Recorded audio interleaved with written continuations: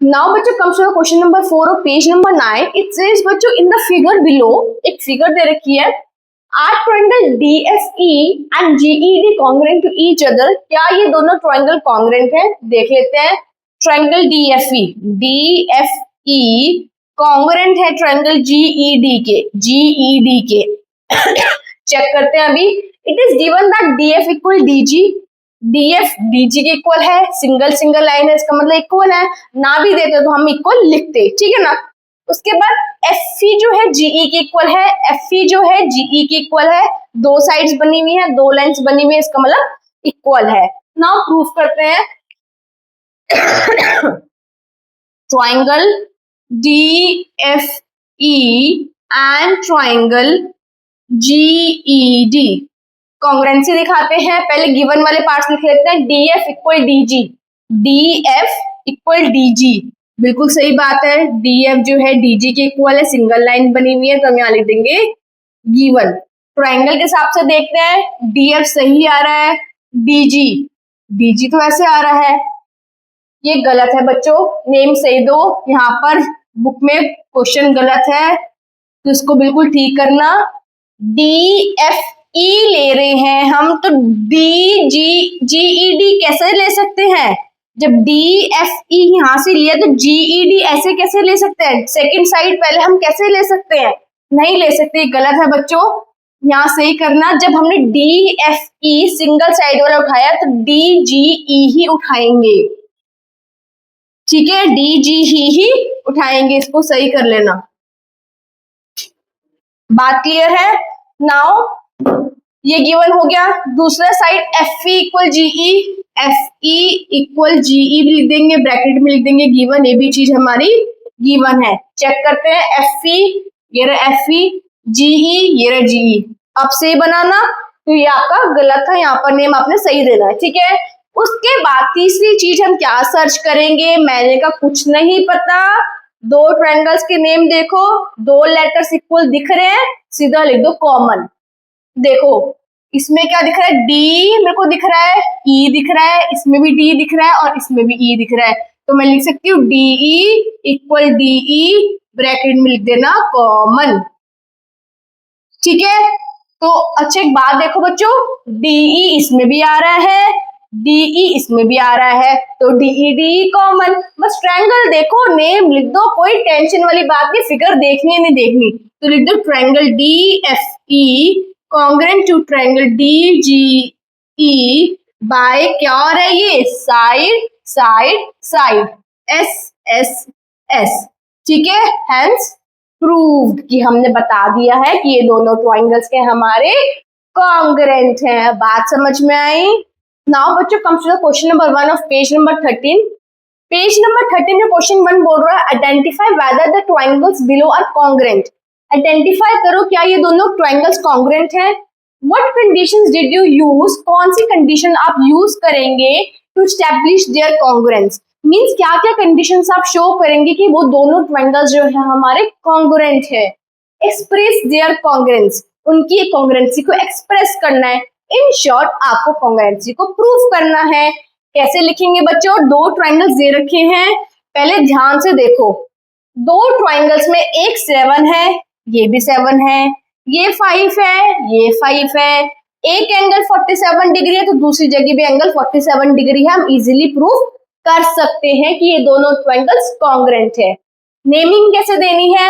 अगर मैं यहां से AC उठा रही हूं तो इधर से मैं कौन सा ट्रायंगल उठाऊंगी? XY या XZ?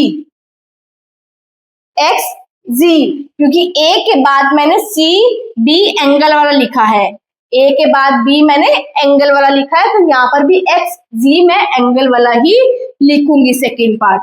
उसके बाद ABCC बचा. सॉरी बेटा, ये AB है और ये C है. पहले मैंने AB उठाया था ना, ठीक है. उसके बाद XZY लिख देना. बात क्लियर है? दोबारा से समझो. ट्रायंगल ABC मैंने क्यों लिया? क्योंकि AB पहले मैंने 7 सेंटीमीटर वाला लिया, तो इधर से भी मैं पहले 7 सेंटीमीटर वाला ही लूंगी, ठीक है. अब प्रूफ करते हैं.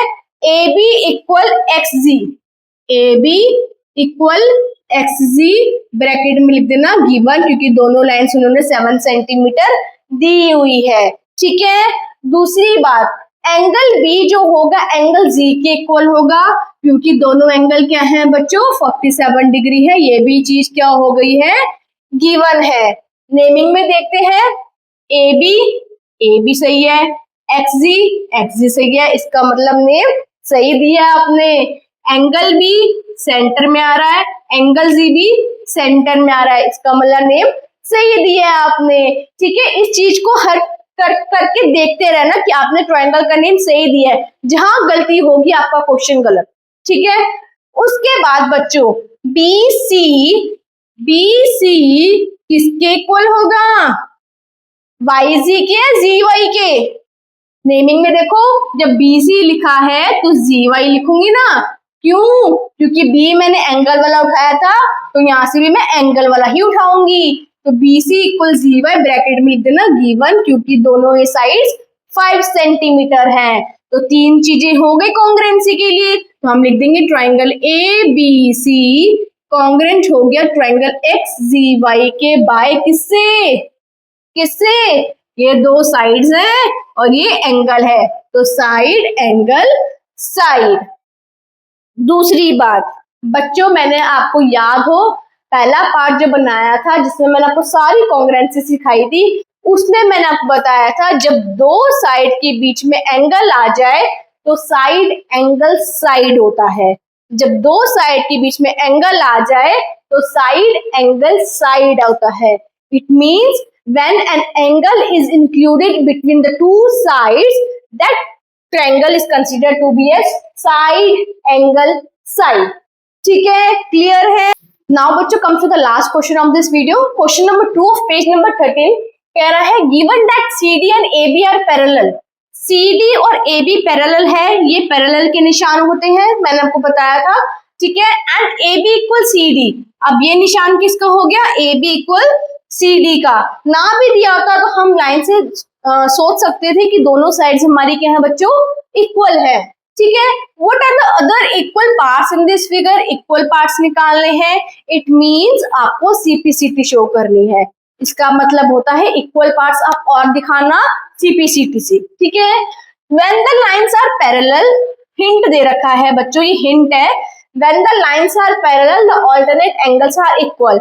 मैंने आपको एक parallel and intersecting lines chapter पढ़ाया था, जिसमें मैंने आपको सिखाया था अगर दो लाइंस पैरेलल है तो ऑल्टरनेटिव एंगल्स इक्वल होते हैं, कि अगर दो लाइंस पैरेलल हैं तो ऑल्टरनेटिव लाइंस के होते एंगल्स क्या होते हैं, इक्वल होते हैं। तो इट मींस जो एंगल C है वो एंगल A के इक्वल होगा, क्योंकि Z बन रहा है, पैरेलल है, पैरेलल में ऑल्टरनेटिव एंगल्स के होते हैं, इक्वल होते हैं। एक बार याद करना प्रीवियस पार्ट्स में कि मैंने आपको बताया था ऑल्टरनेटिव एंगल वो होते हैं जिसमें Z बन रहा होता है, जिसमें Z बन रहा होता है तो अपोजिट डायरेक्शन वाले एंगल्स इक्वल होते हैं, उनको बोलते हैं alternative angles.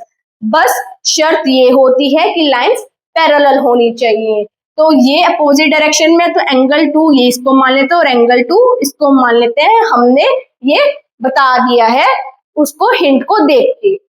Are the two resulting triangles congruent, क्या ये दोनों ट्रायंगल्स कॉन्ग्रुएंट है, if so express the congruence, उनकी कॉन्ग्रुएंसी हमें प्रूफ करनी है। तो हम लेते हैं पहले ट्रायंगल, क्या उठाए बच्चों, DOC एंड ट्राइंगल। अगर मैंने एंगल 2 ये वाला उठाया तो B से उठाएंगे BOA।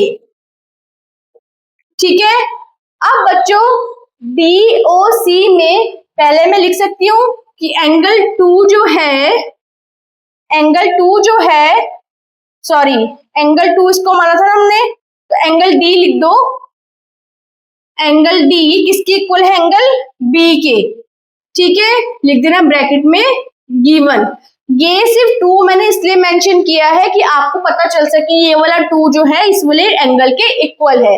ठीक है, एक और देखते हैं बच्चों, DC हमें किसके इक्वल दे रखी है, AB के। तो हम DC इक्वल हम क्या लिख सकते हैं, BA, क्योंकि DC ऐसे लिखा तो BA भी ऐसे ही लिखेंगे।